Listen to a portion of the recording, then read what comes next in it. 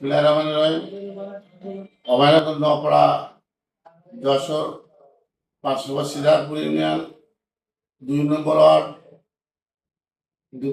দিয়াপাড়া গ্রামের বড় বাড়ি ঘাট নামে একটা ঘাট আছে। এই ঘাটটা মোটর শ্রমিক ইউনিয়নের পক্ষ থেকে নিয়ন্ত্রিত হয়।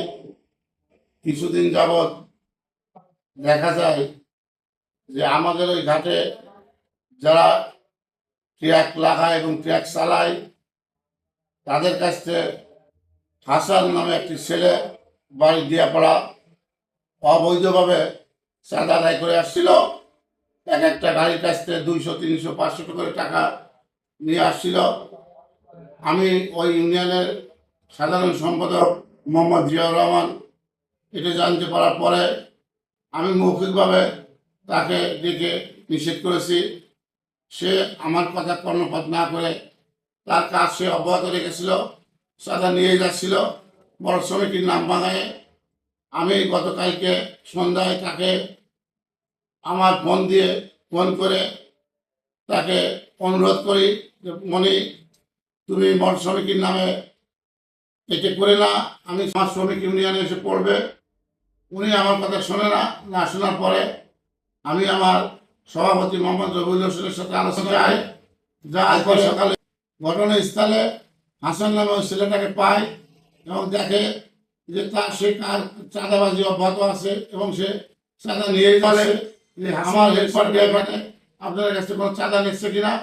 তারা স্বীকারোক্তি দেয় যে হ্যাঁ, হাসান আমাদের এখান থেকে জোর করে আমাদের গাড়ি থেকে চাঁদা নিচ্ছে। এই অন্যায়টা করবেন না। আপনি যদি এই কাজ অব্যাহত থাকেন তাহলে আমরা আইনগত ব্যবস্থা নেওয়ার জন্য বাধ্য থাকবো। তাদের কথা ওভারটেক করেও সে তাদের সাথে বাঘ বিতর্কে জড়ায় এবং তাদেরকে গরম দিয়ে এবং তাদের প্রতি চড়া হয়ে এক পর্যায়ে তাদের প্রতি মায়েরমুখী হয়ে তাদের অপমান করে। আমার শ্রমিক যখন যায় তাদের কথা ওভারটেক করার পরে ওখানে জনগণের এবং সাধারণ মানুষের মাধ্যমে ওখানে একটু গোলযোগ হয়। ওই গোলযোগে হাসান জোর করে যখন তাদেরকে মায়েরমুখী হয় তখন এলো পাথারিভাবে ওখানে একটু ফ্যাসাদ হওয়ার পরে আমার শ্রমিকরা ওখান থেকে চলে আসে। আমি বলবো যে আজকে যদি হাসানের মতো সবাই যদি এভাবে অভয়নগরে চাঁদাবাজি করে তাহলে এই নপাড়া শিল্প শহরে এই ব্যবসা থাকবে না। আমাদের যে অহংকারের গর্ব, এই গর্ব থাকবে না। সবাই চাঁদা নেওয়ার জন্য অভয়নগরে চেষ্টা করবে। তাই এই চাঁদাবাজকে রোখার জন্য আমি সাধারণ মানুষ এবং আমার ব্যবসায়ী মহল এবং শিল্পপতি এবং পতিদের প্রতি আহ্বান করবো অভয়নগরে যেন কেউ চাঁদাবাজি করতে না পারে এবং কেউ যেন চাঁদা নিয়ে এই প্রভাব ব্যবসায়ীকে পরে না পড়ে।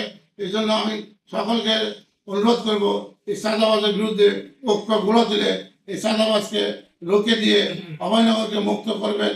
আমরা ইউনিয়নের যে সকল নেতৃবৃন্দ আছে সবাইকে ডেকে এক জায়গায় বসে সভাপতি সাহেবের সাথে আলোচনা করে এই বিষয়টি আইনগত ব্যবস্থা নেওয়ার প্রক্রিয়াধীন রয়েছে এবং আমরা দ্রুত আইনগত ব্যবস্থা ইনশাল্লাহ নিব যাতে এই মর্মে আর কেউ চাঁদাবাজি এবং চাঁদা আদায় করতে না পারে।